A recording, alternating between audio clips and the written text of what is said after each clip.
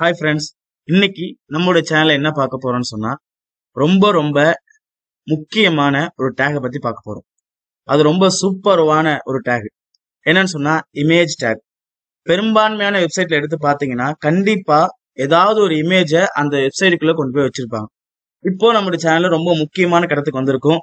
வெப்சைட்ல இப்ப கொஞ்சம் உள்ள நுழைய போறோம். நல்லா கவனமா கவனிங்க. இமேஜ் டேக் அப்படிங்கிறது நம்மளுடைய லோக்கல் ஸ்டோர்ல இருக்கும். அதை எடுத்து கொண்டு போய் நம்ம கோடிங்ல ஆட் பண்ணி அவுட்புட்டா காமிக்க போறோம். அவ்வளவுதாங்க விஷயம். இப்போ நான் விஷுவல் ஸ்டுடியோ ஓபன் பண்ணிக்கிறேன். Code editor. இன்னைக்கு டே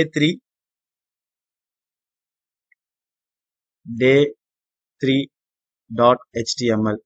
டே 3. ஆனா உங்களுக்கு உங்க விருப்பம், எந்த பேர் வேணா முன்னாடி போட்டுக்கலாம். ஆனா இறுதியில டாட் வச்சு HTML மட்டும் போட்டு மறந்துடாதீங்க. சேவ் பண்ணிக்கிட்டேன். இப்ப ஷிஃப்ட் அழுத்தி பிடிச்சி ஒன்னுன்ற பட்டனை கிளிக் பண்றேன். இந்த ஆச்சரியக்குறி வரும். அதை நான் கிளிக் பண்ணிக்கிறேன். பேசிக் சின்டாக்ஸ் எனக்கு வரும். HTML உடைய பேசிக் சின்டாக்ஸ் எனக்கு வரும். அதுல பாத்தீங்கன்னா டைட்டிலுக்குள்ள நம்ம என்ன கொடுக்குறோமோ அதுதான் நம்மளுடைய குரோம் ப்ரௌசர்ல மேல டாப்ல அட்ரஸ் பார நமக்கு என்ன செய்யும், அந்த நேம் வரும். நான் என்ன செய்யறேன் அப்படின்னா day3.com கொடுத்து Ctrl+S அழுத்திக்கிறேன். இப்போ இந்த ஃபைலை நான் ரன் பண்ணும். எங்க போகணும்? இந்த ஒரிஜினல் ஃபைல் எங்க இருக்கு? டெஸ்க்டாப்ல போறேன். அதுக்குள்ள HTML in 10 days அந்த ஃபோல்டருக்குள்ள போறேன். அதுக்குள்ளதான் டே 3 அப்படின்ற ஃபைலை நான் ஸ்டோர் பண்ணிருக்கேன். இது டபுள் கிளிக் பண்ணி ஓபன் பண்ணிக்கிறேன். ஓபன் பண்ணன்னு சொன்னா day3.com அப்படி வந்துருச்சுங்களா? நம்ம டைட்டில் பால என்ன கொடுத்துருக்கோமோ அது நமக்கு என்ன செஞ்சிச்சு, மேல வந்திருக்கு. இப்போ நம்ம எல்லாருக்கும் டவுட் இருக்கும். இப்போ உதாரணத்துக்கு நம்ம பிளிப்கார்ட் பேஜ் ஓபன் பண்ணா, இந்த பேஜை நான் ஓபன் பண்றேன். ஓபன் பண்ண உடனே இது பிளிப்கார்ட் பேஜ். இந்த பேஜ் மேல பாருங்க, online shopping site for mobile அப்படின்னு சொல்லி என்ன செஞ்சிருக்கு, வந்திருக்கு. அது பக்கத்துல பாத்தீங்கன்னா பிளிப்கார்ட் இமேஜ் நம்ம கண்ணுக்கு தெரியுதா? மஞ்சள் கலர்ல F வந்து ப்ளூ கலர் டெக்ஸ்ட் வந்து நமக்கு என்ன செய்யுது, விசிபிள் ஆகுது. இதே மாதிரி நம்மளுடைய பேஜ் என்ன செய்யலாம், கொண்டு வர முடியும். இது இமேஜ் டேக்ல ஃபர்ஸ்ட். இது இப்ப இது ஃபேவிகான் அப்படின்னு சொல்லுவாங்க. எப்படி கொண்டு வரணும்னு சொன்னா, இது எங்கெங்க இருக்கு, இது டைட்டில் பக்கத்துல தான் கொண்டு வர போறோம். அப்ப டைட்டில் கீழே வச்சு என்டர் தட்டுறோம். என்டர் தட்டுட்டு என்ன செய்ய அப்படின்னா லிங்க் பண்ண போறோம். என்ன லிங்க்? LINK லிங்க் பண்ண போறோம். REL கொடுக்குறேன். கொடுத்துட்டு இது என்னங்க, ஐகான். அது பேர் என்ன? ஒவ்வொரு கம்பெனிக்கும் ஒரு ஐகான் இருக்கும், ஒரு லோகோ மாதிரி ஒரு ஐகான் இருக்கும். இப்போ REL ஐகான் அப்படின்னு இருக்கிறேன். ஐகான்றதை வச்சுட்டு இப்போ அந்த ஐகான் எங்க இருக்கு, லொகேஷன், நம்மளுடைய லோக்கல் சர்வர் இருக்கா இல்லையா, நம்மளுடைய லோக்கல் ஹோஸ்ட்ல எங்க அந்த லொகேஷன், அந்த இமேஜ் எங்க இருக்கு அப்படின்ற விஷயத்த போய் நாம செட் பண்ண போறோம். href ஹையர் ரெஃபரன்ஸ் தான் இது. இது வந்து என்ன பண்ண போறோம் அப்படின்னா, இந்த hrefல என்ன சொல்ல போறோம் அப்படின்னா, இந்த இமேஜ் எங்க இருக்கோ அந்த இமேஜோட நேம் கொடுக்க போறோம். நம்ம கிட்ட இப்ப எந்த இமேஜ் இல்ல. நான் என்ன செய்யறேன் அப்படின்னா, ஒரு ஐகான் நான் என்ன செய்யறேன், டவுன்லோட் பண்ண போறேன். ஏதாவது ஒரு இமேஜ், சாம்பிளுக்கு பேக்ரவுண்ட் ஃபயர் இமேஜ் அப்படின்னு கொடுக்குறேன். கொடுத்தனே எனக்கு இந்த இமேஜ் நல்லா இருக்கு. இதில் என்ன பண்றேன், ஒரு கிளிக் பண்ணி சேவ் இமேஜஸ். நல்ல ஒரு முக்கியமான விஷயம், நல்லா கவனிச்சுக்கோங்க. இந்த இமேஜ் எங்க ஸ்டோர் பண்ணணும்னு சொன்னா, நம்ம HTML ஃபைல் ஸ்டோர் பண்ணிருக்கோம் பாத்தீங்களா, அந்த ஃபோல்டர்ல தான் இந்த இமேஜ் ஸ்டோர் பண்ணணும்.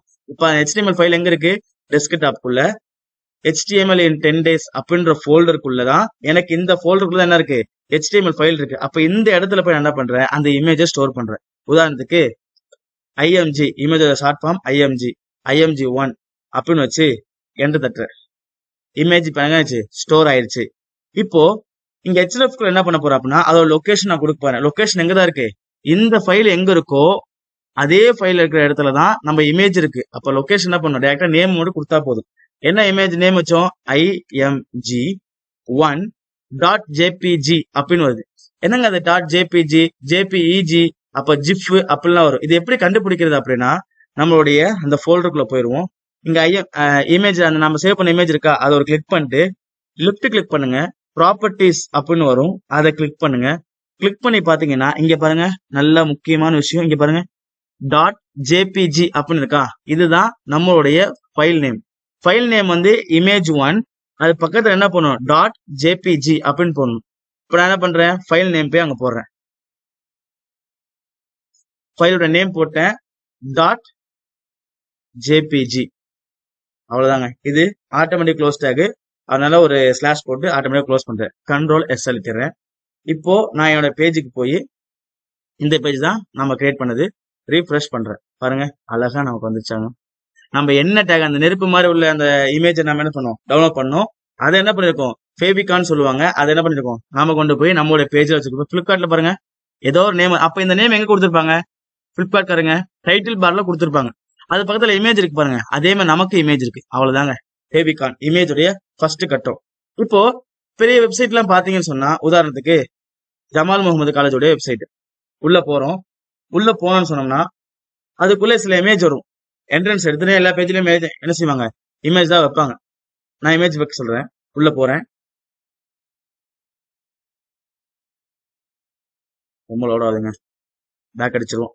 இப்ப நான் என்ன பண்றேன், இமேஜ் கொண்டு வர போறேன். இதே கான்செப்ட் தாங்க, இமேஜுக்கு அதே கான்செப்ட். இப்போ என்னோட பேஜ்ல முதல்ல நான் என்ன பண்றேன், இமேஜ் கொண்டு வர போறேன். அப்ப இமேஜ் டேக் கூப்பிட போறேன். அப்ப என்ன பண்ண போறேன், இமேஜ் ஐஎம்ஜி ஷார்ட் ஃபார்ம் சொல்லிட்டேன். Image short form IMG, image tag open பண்ணிருக்கேங்க. ஓபன் பண்ணிட்டு எஸ்ஆர்சி அப்படின்னு போடுறேன்.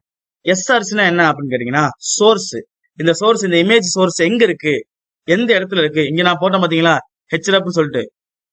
இங்க எங்க இருக்கு, இங்க சோர்ஸ் எங்க இருக்குன்னு சொல்லி போட்டோமா, அதே மாதிரி இமேஜ் ஃபைல் போடணும் அப்படின்னா இமேஜ் டேக் ஓபன் பண்றோம். எஸ்ஆர்சி, இந்த சோர்ஸ் எங்க இருக்குன்னு சொன்னா, இந்த சோர்ஸ் எங்க இருக்கு, இந்த ஃபைல் எங்க இருக்கிறோ, இந்த ஃபைல் எங்க இருக்குதோ அதே போலதான் இமேஜ் அதே ஃபைல தான் இருக்கு. அப்ப என்ன தேவையில்ல, லொகேஷன் போட்டு தேவை, டைரக்டா இமேஜ் நேம் கொடுத்தா மட்டும் போதும். இமேஜ் நேம் என்னங்க, இங்க இருக்கு பாருங்க. இதே இமேஜை நான் கொண்டு வர போறேன். கண்ட்ரோல் சி அழுத்தி காப்பி பண்ணிக்கிறேன். இந்த இடத்துல பேஸ்ட் பண்றேன். கண்ட்ரோல் வி அழுத்தி பேஸ்ட் பண்ணிக்கிறேன். சரிங்க, இமேஜ் கொண்டு வந்தாச்சு. வித்து அகலம் எவ்வளவு இருக்கணும், ஹைட்டு நீளம் எவ்வளவு இருக்கணும் அப்படின்னு நம்ம சொல்ல போறோம். இப்ப என்ன பண்றேன், வித்து அப்படின்னு டைப் பண்றேன். டைப் பண்ணிட்டு வித் எவ்வளவு இருக்கணும், ஒரு 500 பிக்சல்ங்க. பிக்சல் அப்படிங்கிறது ஒரு அளவுங்க, சென்டிமீட்டர் மாதிரி இது ஒரு அளவு. பிக்சல் 500 பிக்சல் கொடுக்குறேன். ஒரு நீளம் ஹைட் வேணுமா இல்லையாங்க, HEIGHT ஹைட் கொடுக்குறேன். ஹைட் எனக்கு எவ்வளவு வேணும் அப்படின்னா ஒரு 400 பிக்சல். உங்களுடைய யூஸோட விருப்பம் எவ்வளவு வேணா நீங்க கொடுத்துக்கலாம். நான் இப்படி கொடுக்குறேன். தென் என்ன பண்றேன், இது வந்து ஆட்டோமேட்டிக் க்ளோசிங் டேக். இது தனியா க்ளோசிங் டேக் கிடையாது, ஸ்லாஷ் வச்சு நான் க்ளோஸ் பண்ணிக்கிறேன். எப்படி நம்ம இந்த லிங்க் நான் பண்ணமோ அதே மாதிரி தான் இமேஜ் டேக் பண்றோம். ஸ்லாஷ் போட்டு க்ளோஸ் பண்ணிக்கிறேன். இல்ல இந்த ஸ்லாஷும் போடவும் தேவையில்லை, அப்படியே க்ளோஸ் பண்ணாலும் க்ளோஸ் ஆயிடும். கண்ட்ரோல் எஸ் அழுத்தி நான் சேவ் பண்ணிக்கிறேன். இப்போ நான் என்ன பண்றேன், என் பேஜ்ல போயிட்டு நான் வியூ பண்ணி பாக்குறேன். பாருங்க, அழகா இமேஜ் வந்துருச்சுங்க. இந்த இமேஜை கொண்டு வரதான் சுத்தி சுத்தி வளைச்சு நம்ம மனுஷங்க புரியாத மாதிரியே கொண்டு போயிருவாங்க. உங்களுக்கு எது புரியனாலும் எனக்கு கமெண்ட் பாக்ஸ்ல கமெண்ட் பண்ணுங்க. கண்டிப்பா என்ன பண்றேன், மறுபடியும் உங்களுக்காக இன்னொரு வீடியோ தெளிவா போடுறேன். இன்னும் உங்களுக்கு புரியுற மாதிரி பர்சனலா செய்றேன், நான் உங்க ட்ரெயின் பண்றேன்னு சொல்லலாம். ஓகேங்க, இப்ப நான் என்ன பண்றேன், வியூ பண்ணி பாத்துட்டேன். இப்போ ஒரு இமேஜ் பாருங்க. சப்போஸ் இந்த இமேஜ் நேம் தப்பா இருக்குன்னு வைங்க. இமேஜ் ஒன்னு தான் மெயின் நேம், என்ன இமேஜ் ஒன்னு தான் அந்த ஃபோல்டர் நேம். நான் இமேஜ் ஒண்ணுங்கிறத தூக்கிட்டேன். கண்ட்ரோல் எஸ் அழுத்திக்கிறேன். எஸ் அழுத்திட்டு இப்ப நான் சேவ் பண்ணி பாக்குறேன். வருமாங்க, கண்டிப்பா வரக்கூடாது. ஏன்னா இமேஜ் நேம் தப்பு, வரல. ஆனா என்ன சொல்லல, இது என்ன இமேஜ் அப்படின்னு நமக்கு தெரியவே இல்லை. அதுக்கு ஒரு மெத்தட் இருக்குங்க. இதுல இந்த பிராக்கெட்குள்ள போயிட்டு ALT ஆல்ட் அப்படின்னு ஒரு கீ இருக்கு. இதை கொடுத்தோம் அப்படின்னா அந்த இமேஜ் ஒருவேளை ஒர்க் ஆகலன்னா அது என்ன இமேஜ் நம்ம சொல்லலாம். அவன் சொல்றேன் ஃபயர் இமேஜ், உங்களுக்கு எக்ஸாம்பிள் காட்டினாதான் புரியும். இப்ப control S அழுத்திக்கிறேன்.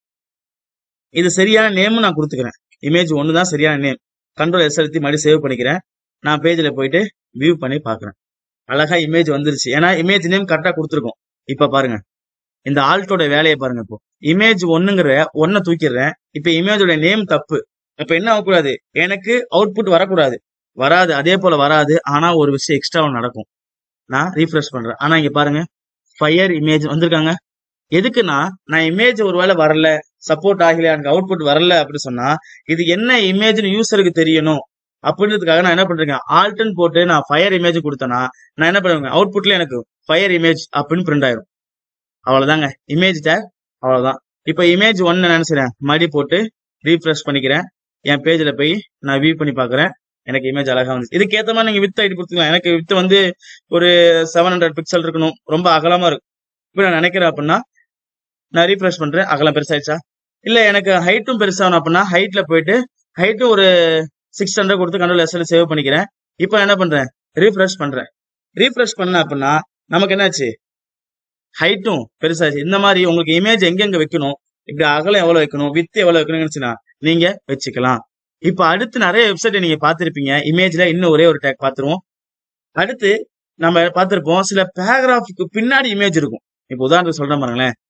B take open பண்ணிக்கிறேன், பேராகிராஃப் டேக் ஓபன் பண்ணிக்கிறேன். ஓபன் பண்ணிட்டு டம்மியா லோரம் அப்படின்னு அடிச்சா டம்மியா ஒரு பேஜ் நமக்கு வரும். சும்மா நாம டைப் பண்ண டைம் இருக்காது அப்படிங்கிறதுக்காக வரும். இதுக்கு அடுத்ததுல உடஞ்சு வரணும். அப்ப பிரேக் டேக் யூஸ் பண்ணா போதும். நேத்தே பார்த்தோம். பிரேக் டேக் போடுறேன். இந்த இடத்துல ஒரு பிரேக் டேக் போடுறேன். அப்போ உடஞ்சி அடுத்த லைனுக்கு வந்துடும். இந்த இடத்துல ஒரு பிரேக் டேக் போடுறேன். பிஆர் டேக், பிரேக் டேக், அவ்வளவுதாங்க. கண்ட்ரோல் எஸ் அழுத்திக்கிறேன். நான் சேவ் பண்ணி இப்போ என்னோட பேஜை நான் வியூ பண்ணி பார்க்குறேன். கீழே வந்துச்சாங்க பேராகிராஃப். நான் கொடுத்த பேராகிராஃப் கீழே வந்துருச்சு. ஆனா எனக்கு என்ன ஆகும்னா, இந்த பேராகிராஃபுக்கு பின்னாடி எனக்கு இமேஜ் வரணும். நிறைய பெரும்பான்மையான பெரிய டெவலப் ஆன கொஞ்சம் அட்வான்ஸான வெப்சைட்ல என்ன பண்ணிருப்பாங்கன்னு சொன்னா, இது ஸ்டைலா பண்ணிருப்பாங்க. நம்ம பார்க்க வியப்பா இருக்கும், எப்படி அதை கொண்டு வந்திருப்பாங்க அப்படின்னு. ஒண்ணுமே இல்லைங்க, ரொம்ப சிம்பிளுங்க. இங்க பாருங்க, நம்ம பேஜுக்கு போறோம். எனக்கு இந்த பேராகிராஃப்ல தான் என்ன ஆகணும், பேராகிராஃபுக்கு பின்னாடி தான் எனக்கு இமேஜ் வரணும். அந்த இடத்துல நான் போயிட்டு ஸ்டைல் பண்ண போறேன். என்ன இமேஜை கொண்டு ஸ்டைல் பண்றேன். என்ன இமேஜுங்க, பேக்ரவுண்ட் இமேஜ். அப்படியே அடிக்கிறேன், பேக்ரவுண்ட் இமேஜ் அடிச்சுனாங்க, போய் வச்சுக்கேன். இந்த பேக்ரவுண்ட் இமேஜ் யூஆர்எல் இருக்கும்ல, அந்த நான் அடிக்கடி சொல்லிட்டே இருக்கேன், இந்த பேஜ் இந்த இமேஜை நம்ம கொண்டு வரணும்னா இந்த இமேஜ் எங்க இருக்கணும், அந்த ஃபைலோட லொகேஷன் நான் போடணும். நான் இந்த ஃபைல் எங்க சேவ் பண்ணிருக்கேன், இந்த இமேஜை நான் இதே பேஜ்ல தான் சேவ் பண்ணிருக்கேன். அப்ப என்ன ஆகக்கூடாது, நான் லொகேஷன் இருந்து பொறுத்த டைரக்டா என்ன பண்ணலாம், அந்த இமேஜோட பேர் போட்டா போதும். அப்ப யூஆர்எல் அப்படின்னு கொடுத்துக்கிறேன். யூஆர்எல்னு கொடுத்துட்டு சிங்கிள் கோட்டேஷன் தாங்க கொடுக்கணும் உள்ள. ஏன்னா வெளியே நான் என்ன பண்ணிருக்கேன், இந்த இடத்துல டபுள் கோட்டேஷன் நான் கொடுத்துருக்கேன். இந்த இடத்துல டபுள் கோட்டேஷன் கொடுத்தனால உள்ள நான் என்ன பண்ணணும் அப்படின்னா சிங்கிள் கோட்டேஷன் தான் யூஸ் பண்ணணும். அப்ப சிங்கிள் கோட்டேஷன் யூஸ் பண்ணிருக்கேன். அந்த இமேஜோட பேர் என்னங்க, img1.jpg. அவ்வளவுதாங்க. இமேஜை கொண்டு வந்து அந்த நேம் அங்க போட்டேன். ஒண்ணும் பண்ணலங்க, பேக்ரவுண்ட் இமேஜ்னு கொடுத்து யூஆர்எல் அப்படின்னு கொடுத்து image1.jpg அப்படின்னு கொடுத்துருக்கேன். கண்ட்ரோல் எஸ் எடுத்திருக்கேன். இப்போ என்னோட பேஜை நான் வியூ பண்ணி பார்க்கறேன். என்ன ஆயிருக்கணும், நீங்களே அவுட்புட் சொல்லுங்க பார்ப்போம். இந்த பேராகிராஃப் முன்னாடி இந்த ஃபயரோட இமேஜ் வந்திருக்கணும். பாருங்க, நமக்கு வந்துருச்சு. அந்த இமேஜ் வந்துருச்சு. இமேஜ் அந்த பேராகிராஃப் இருக்கு, ஆனா என்ன இல்ல, விசிபிள் ஆக மாட்டேது. ஏன்னு சொன்னா டெக்ஸ்டோட கலரும் பிளாக், இந்த பேக்ரவுண்டோட இமேஜோட கலரும் பிளாக். அதனால என்ன ஆகல, டெக்ஸ்ட் வியூ ஆகல. நான் என்ன பண்றேன், செலக்ட் பண்ணி காட்டுறேன். உங்களுக்கு ஒயிட் கலரா மாறினால உங்களுக்கு இமேஜ் என்ன செய்யுது, அதுவும் வியூ ஆகுது. டெக்ஸ்ட் உங்களுக்கு இவ்வளவுதாங்க பேக்ரவுண்ட் இமேஜ். இப்ப நம்ம என்ன பண்ணலாம், கலர் மாத்திக்கலாம். ஒன்னும் இல்ல, சிஎஸ்எஸ் இதை பத்தி பார்ப்போம். இப்ப இதை வச்சு குழப்பிக்காதீங்க. நான் ஒரே ஒரு இது பண்றேன், இதை வச்சு குழப்பிக்க வேண்டாம். இப்ப இதை நான் செமிகோலன் போட்டுக்கிறேன். அடுத்து ஒரு டேக் பண்றேன். வெறும் கலர் அப்படின்னு கொடுத்து டெக்ஸ்ட் கலர் மட்டும் மாறுங்க. டெக்ஸ்ட் கலருக்கு என்ன கொடுக்குறேன் அப்படின்னா ஒயிட் அப்படின்னு கொடுத்துக்கிறேன். கொடுத்து செமிகோலன் போட்டுக்கிறேன். கண்ட்ரோல் எஸ் எழுதிக்கிறேன். இதை நீங்க குழப்பிக்க வேண்டாம். சிஎஸ்எஸ்ல தெளிவா பார்ப்போம். இதை பத்தி உங்களுக்கு விசிபிள் ஆகணும், காட்டணும் அப்படிங்கிறதுக்காக நான் ஒயிட் கலர் மாத்திக்கிறேன். பாருங்க, அவ்வளவுதாங்க. பின்னாடி பாருங்க, எனக்கு பேக்ரவுண்ட் இமேஜ் வந்துருச்சு. அதே போல எனக்கு டெக்ஸ்டோட கலரும் ஒயிட்டா மாறினால எனக்கு விசிபிள் ஆகுது. ஏன்னா அது பேக்ரவுண்ட் இமேஜும் பிளாக், டெக்ஸ்ட் கலரும் பிளாக் அப்படிங்கிற என்னால விசிபிள் ஆகல. அவ்வளவுதாங்க விஷயம். இமேஜ் டேக் அவ்வளவுதாங்க. இது மாதிரி உங்களுக்கு எத்தனை இமேஜ் வேணுமோ அத்தனை இமேஜும் உங்க எந்த ஃபைல் ஸ்டோரா இருக்கோ, HTML ஃபைல் எங்க ஸ்டோரா இருக்கோ அதே இடத்துல போயிட்டு இந்த இமேஜை ஸ்டோர் பண்ணிட்டு நீங்க அந்த நேமை கரெக்டா போட்டு கால் பண்ணிட்டா கண்டிப்பா உங்களுக்கு வந்துடும். இந்த இமேஜுக்கு நீங்க சேவ் பண்ணி வச்சுக்கோங்க. கண்டிப்பா உங்களுக்கு யூஸ்ஃபுல்லா இருக்குங்க. ஓகேங்க, நீங்க அதிக பேர் இந்த வீடியோ பாக்குறீங்க, ஆனா சப்ஸ்கிரைப் பண்ணுங்க, ஒரு ஆதரவு கொடுங்க. கண்டிப்பா எனக்கு நெக்ஸ்ட் வீடியோ போற உந்துதலா இருக்கும். ஓகேங்க.